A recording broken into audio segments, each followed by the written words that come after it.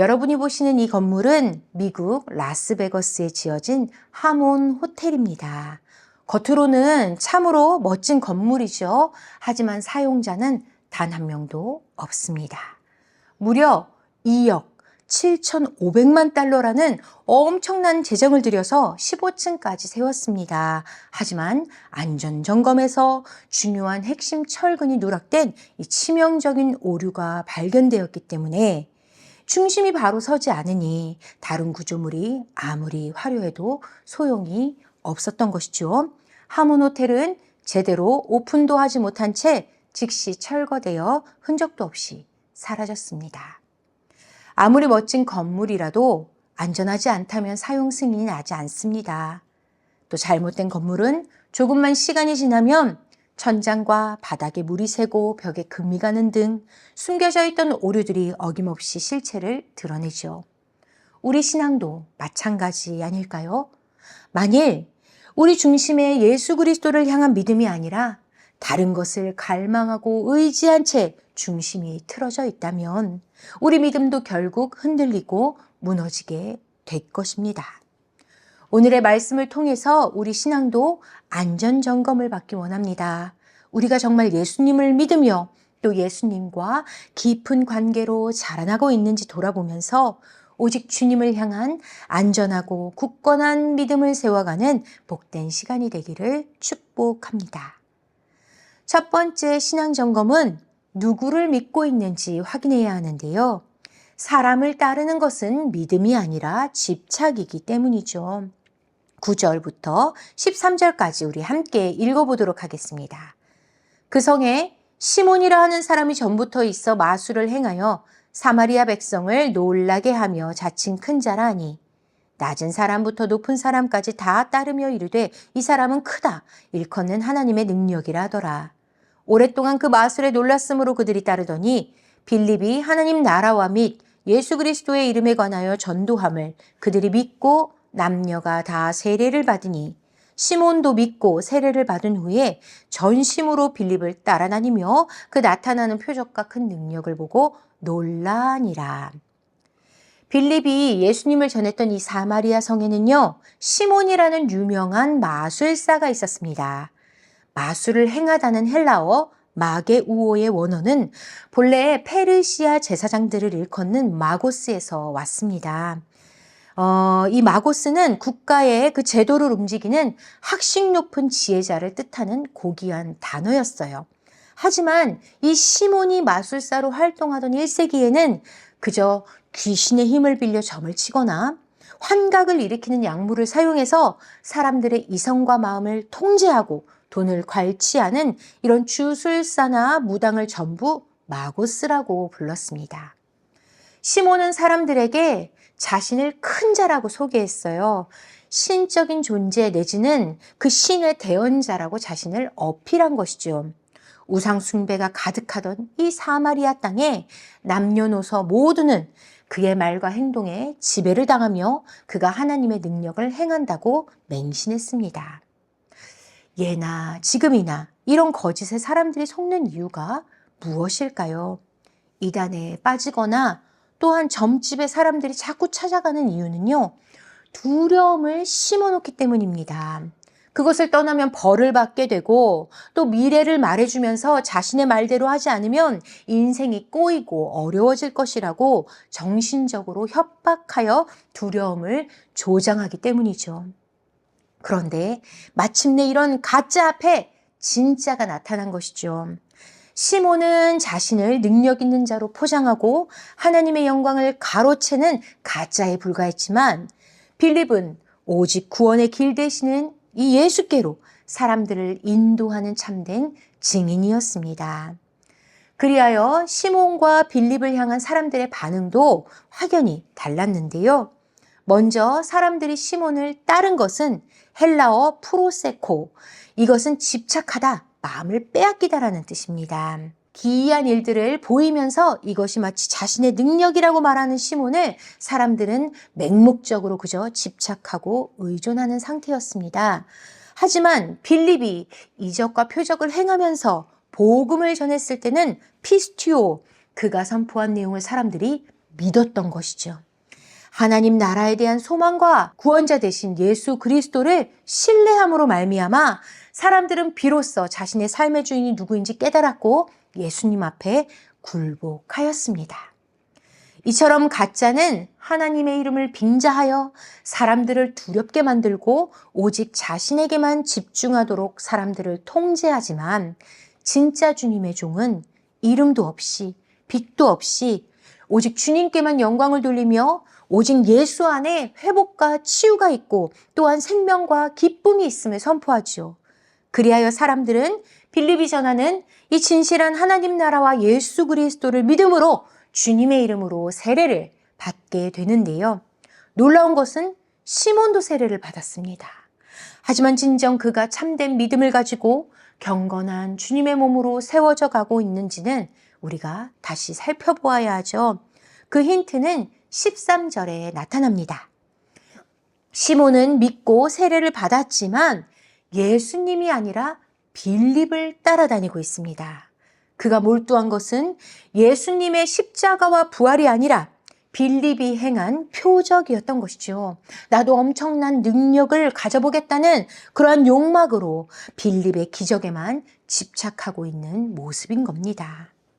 존귀한 성도 여러분, 우리가 오랜 시간 예수님을 믿었더라도 만약 예수님이 주신 구원의 은혜보다 나를 더 높이는 데 필요한 능력이나 내가 살아가는 데 필요한 기적이라는 현상에 집중하고 있다면 우리는 올바른 신앙으로 자라가기가 어렵습니다. 우리가 참된 신앙을 가지고 있는지의 그 척도는 나의 기도가 얼마나 이루어지고 있는지 혹은 내 삶에 얼마나 많은 기적이 일어나고 있는가가 아닙니다. 자신을 내어주면서까지 주님이 허락하여 주신 이 생명의 삶을 매일 감사하며 살아가는가가 우리 신앙의 핵심입니다. 또한 주님은 말씀 가운데 자신을 드러내시지요. 그러니 날마다 말씀을 가까이 하며 예수님과 하나님 나라를 더 깊이 알아가는 것이 또한 신앙의 삶입니다. 결국 우리를 지금도 바라보시는 이 구원자 예수님과 더욱 친밀한 사랑의 관계가 되는 것이 진짜 신앙인 줄을 믿으시기 축복합니다.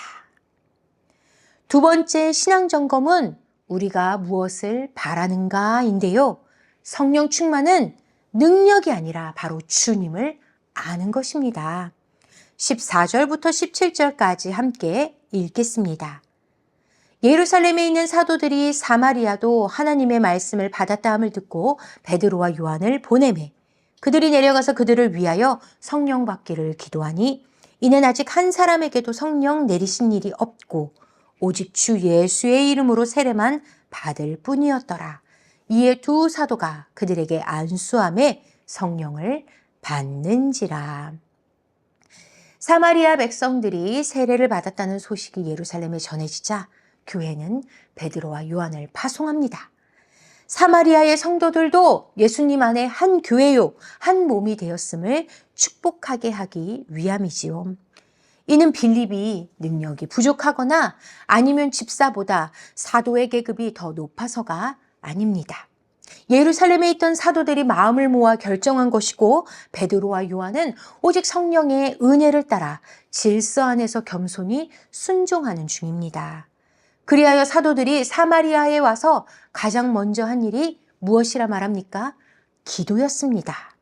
세례를 받은 이들에게 성령이 임하여 주님을 더 깊이 알게 되기를 기도하고 안수하였더니 성령이 사마리아에 임하였던 것이지요.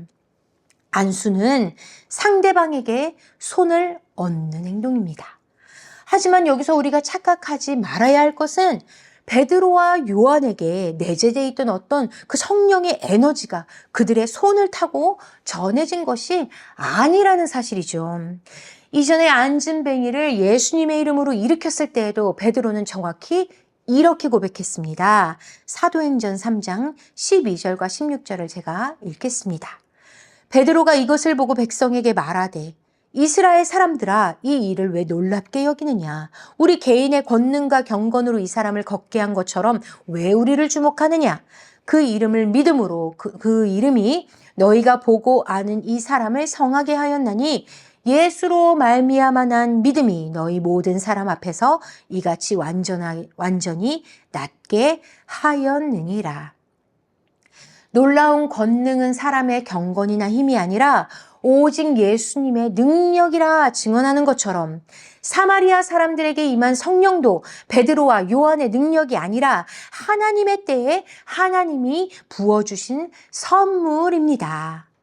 그렇다면 빌립이 주님의 이름으로 세례를 받게 했을 때 그때 성령을 주셨어도 되는 것 아닐까요?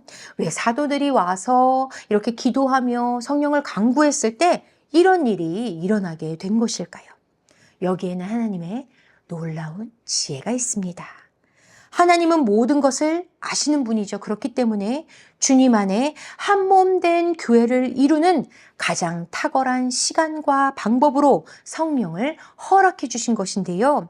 지난주에도 나누었던 것 같이 사마리아는 아수르의 지배 아래 오랫동안 이방의 우상숭배 문화가 깊이 뿌리내린 장소이죠. 뿐만 아니라 훨씬 전 분열 왕국 시대 때부터 그 북이스라엘은 남유다와 나눠지면서 하나님의 말씀을 등진 채 단과 베델에 금송아지를 세워서 예배하게 했던 영적으로 타락한 곳이므로 그곳에는 온전한 신앙의 내용이 제대로 뿌리내리지 못했습니다. 그러니 시몬과 같은 마술사를 이 신처럼, 신의 대언자처럼 추대하고 있는 것이죠. 그런데 만약 사마리아 사람들이 세례를 받을 때 바로 성령이 임했다면 사마리아만의 독자적인 교회가 세워졌겠지요. 그러면 예루살렘에 있던 사도들이 이 사마리아의 교회를 불신할 수도 있고 또 사마리아 교회도 사도적 권위를 전혀 인정하지 않은 채 자신만의 분리된 교회를 가지게 되겠지요. 그렇기 때문에 사도들이 온 뒤에 이 기도를 통하여서 성령을 허락해 주신 것은 주님 안에 하나된 이 거룩한 믿음의 교회를 세우기 위한 하나님의 지혜이자 하나님의 완벽한 질서인 것입니다. 그리고 성령이 임하니 사마리아 공동체 안에 숨어있던 이 어그러진 믿음이 밝히 드러나게 되는데요. 바로 마술사 시몬이 돈으로 성령을 사려고 했던 것입니다. 자신이 늘 해왔던 대로 마술할 때 사람들을 현혹시키는 그런 물질이나 책을 돈을 주고 구입했던 것처럼 성령도 그렇게 얻을 수 있다고 착각한 것이죠. 베드로는 이러한 시몬의 어그러지고 어리석은 믿음과 신앙이 잘못되었으며 예수님과 아무런 관계가 없다고 선포합니다. 시몬은 겉으로 보기에는 세례까지 동참한 성도처럼 보일지 모르나 결국 그의 중심에는 예수님의 십자가와 부활에 대한 감사와 감격은 전혀 없고 그저 빌립이 보인 이 기적과 능력을 자신도 행함으로 이전보다 더 자신이 위대해지기만을 바랬던 이러한 부패한 욕망이 다 드러나고 말았던 것이죠. 존귀한 성도 여러분, 우리가 성령을 구하는 이유가 무엇입니까? 주님을 더 알고 주님과 더욱 친밀해지며 또한 주님의 뜻을 따라 우리가 기쁨으로 순종하며 살기를 갈망하기 때문입니다. 하지만 우리 안에 주님을 예배하는 기쁨보다 세상이 부러워할 만한 기적과 능력을 소유하기 원하는 마음이 있다면 맨 처음 우리가 보았던 하몬 빌딩을 다시 떠올려 보시기를 바랍니다. 우리의 신앙은 겉모습으로 잘 구분이 되지 않습니다. 그렇기 때문에 날마다 우리는 주님 앞에 나아가서 나 자신이 혹 믿음의 그 핵심을 잃어버린 채 나 스스로 높아지려 하는 것은 아닌지 이 신앙의 안전점검을 성령 앞에, 주님 앞에, 하나님의 빛 앞에, 그 말씀 앞에 받아야 하는 것이죠. 빌립이 사마리아에 와서 표적과 기사를 행하고 예수님을 전했던 것은 이렇게 하면 더 큰 능력이 내게 주어지겠지. 이렇게 하면 내가 유명해지겠지 하는 이러한 콩고물을 바라는 그런 마음이 절대 아니었습니다. 빌립은 이미 예수님으로 가득 채워진 자였고 또한 예수님으로 인하여 만족한 자였기 때문에 전혀 그 유대인과 상관하지 않았던 사마리아에까지 나아가 주님의 말씀을 따라 나아가 그렇게 주님의 크신 복음을, 그들에게 그 은혜를 선물할 수 있었던 것이죠. 그러니 만일 우리 마음에 주님보다 다른 것을 구하는 마음이 자꾸 떠오른다면 이를 다 아시는 하나님 앞에 오직 겸손히 회개함으로 기도하시기를 바랍니다. 우리 중심이 다시 예수 그리스도라는 핵심 철근으로 굳게 세워지게 하여 주시옵소서. 사람도 능력도 아닌 오직 예수님만을 더욱더 아는 성령을 우리에게 주시옵소서 하는 이 귀한 간구를 통하여 우리도 주님을 더욱 사랑하며 주님과 함께 더욱 든든한 교회로 세워지기를 주님의 이름으로 축복합니다. 아멘.